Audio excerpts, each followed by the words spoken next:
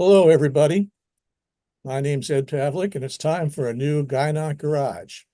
I'm here in Lexington, Kentucky, where the weather is very comfortable in the 70s Fahrenheit. Today, my colleague is, Frank Lawton from London, United Kingdom, and our weather's in the 70s as well, and there's been very little rain, and it's very, very pleasant. It's nice. now, before we get started, Frank, I've got an important question for you. Oh yeah. Uh, are Liverpool, Arsenal, and Man City expected to challenge for the Champions League? Oh yes, I mean I think they've only played two games, so it's a long way to go yet. I think Liverpool are the team to beat because of what they've done. Man City, I think, have sort of underwhelmed people in the last two or three matches. They've not played. Spurs are possibly the one to watch. Tottenham Hotspur, they didn't do very well at all last season, but they're doing well this season. Certainly not Manchester United. I think sadly they've peaked. I don't think they're going to be anywhere at the top for the next. They won't be playing in Europe for the next few years. I don't think. I'm not a great football fan, I have to say. But I do watch them, and I do like to watch a good game occasionally. But I think the three that you mentioned, Man City, Liverpool, and Arsenal, and possibly Spurs, will be the boys. Now, what do you think of this Erling Haaland guy? He's very ugly, isn't he? I probably shouldn't say that. Well, he can certainly kick the ball around, and he's paid a vast amount of money to do it. But like everything else, it doesn't matter how good you are as an individual in a team of 11 people or 15 if it's rugby or whatever. You're only as good as everybody else behind you, and unless he gets the ball under his feet, he's not that prolific. But certainly, he's when he's on the field, I think he certainly puts the fear of God into the opposition because of his ball skills. But he's not alone. There's a lot of very talented, many of them. It's interesting. By far, the majority of the really good, successful footballers in the English Football League are not British nationals. They're from abroad, and I think one of the reasons for that is that because of the amount of money that the football teams make from television, they can afford what they want. So the really big teams will continue to be the big teams because they've got all the money to spend.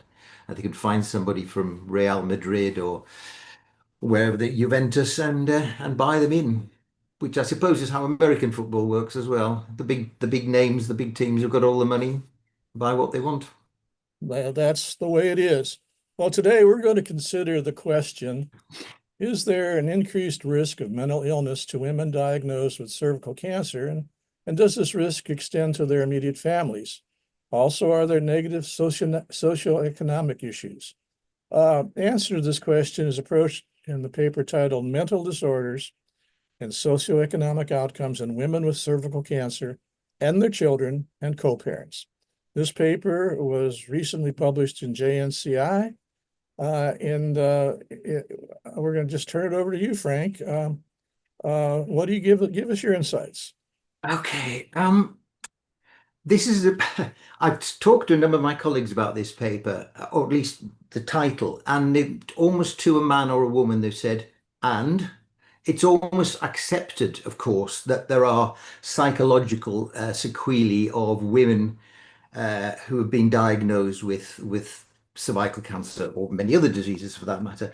And interestingly, this group have done a study before, which they do quote in the paper, showing that the overall mortality in women with pre-existing mental disease for cervical cancer was increased. So they've now wondered whether or not that this is a pre-existing cervical cancer or pre-existing disease, or whether this is consequent of their cancer.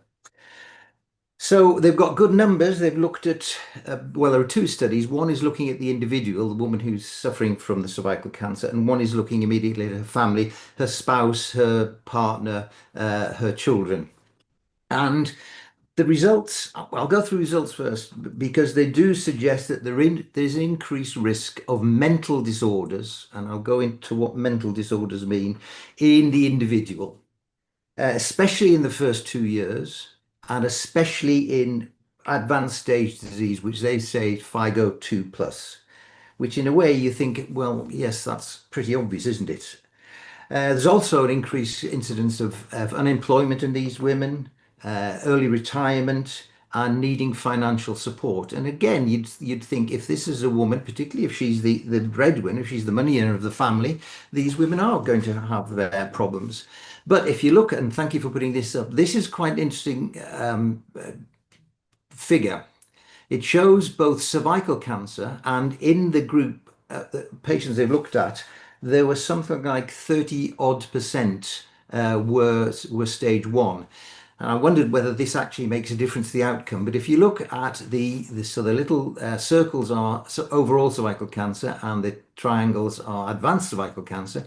And you can see that in the first couple of years or so, the hazard ratio for mental illness and for family financial assistance and possibly a retirement there is a raised.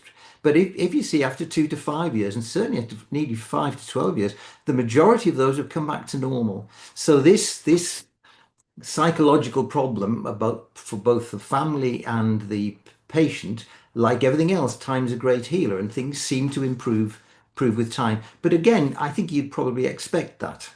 So it's not sort of an earth-shattering conclusion. The problem, I think, is that this group have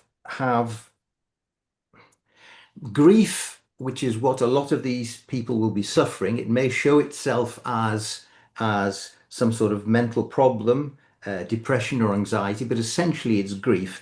And obviously, grief is something you pay for the price of a loving family, or a loving parent, or a loving spouse, or your children love you. It's not a mental disorder. Grief is not a mental disorder. And I think what this study has done is looked at grief and assumed, or at least has used it as a signpost for mental disorder. They've actually defined in the paper what the mental disorders are, and some I would accept, like psychosis, depression, anxiety, tobacco abuse. That is not a mental disorder. You might be stupid for starting to smoke, but I don't think that's a mental disorder. Stress-related disorders, and they put all these together as mental disorders. They've looked at prescribing as well, and assume that anybody on antipsychotics has a mental disorder. I could probably agree with that. But hypnotics and sedatives, just because you can't sleep because you're worried about the family circumstances, I don't think that's a mental disorder. That is a reaction to what has happened in the family. And I think that they've overcalled the mental disorder problem in this group of patients. Interestingly, they've looked at the family as well, and there is an increased risk of mental disorders within the family, particularly if the patient has died. Well, I think that's probably pretty obvious. But something they have picked up, which I can't really explain, is, and I have to say the paper doesn't do it either, that the risk to mental problems within the children of the is increased the younger the child is. That maybe it's also commoner in girls and boys. Now, whether that is because they see a female, a problem with their mother, I don't know. But thank you for putting that up. So again, there's the co-parents of daughters and sons. The sons, the diamonds, the hazard ratio is less than 1. It doesn't seem to affect the boys, but it does affect the girls.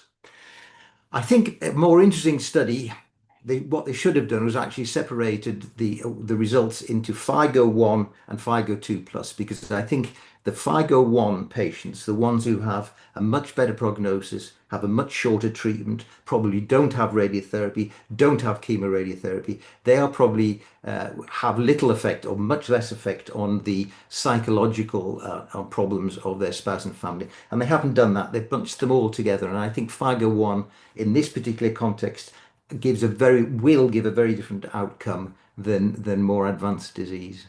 So I think the paper is interesting because it's picked up on 1 or 2 things, but the majority of it, I think, is yes, we know that, and we're aware that there are psychological, not necessarily mental problems, but psychological problems in patients and relatives who've got patients with cervical cancer and their relatives.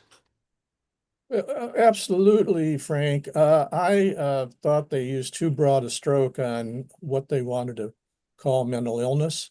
And as you pointed it out, the other thing was I was excited about the paper before I read it, because I thought they would point out something very unique to cervical cancer about mental illness.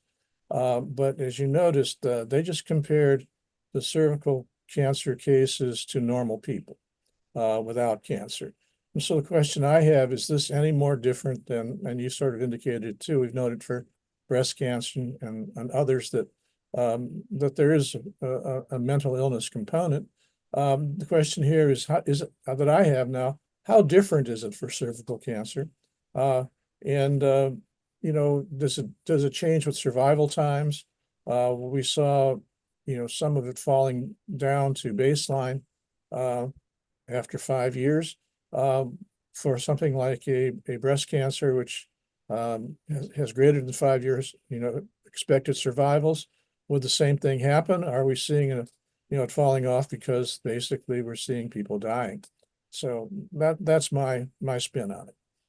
I think probably if this group's got, I mean, this could run and run because it could do exactly what you want. Look at FIGO ones, they've got all the data there. They could look at other chronic illnesses, diabetes, things that don't necessarily kill you, but do affect standard of living, whether or not the person who's suffering from the disease can continue to work, breadwinning, etc., early retirement. So I think there's lots of work to be done. This paper, in a way, is just putting a flag up and saying, hey, look, we've got some data. Isn't this interesting? It is interesting, but rather like you, I think they've been very selective in what they want to compare, and I think they've overshot their mark by looking at the way they've diagnosed mental disorders, and I think they've bunched all the patients together regardless of stage, which is probably not appropriate.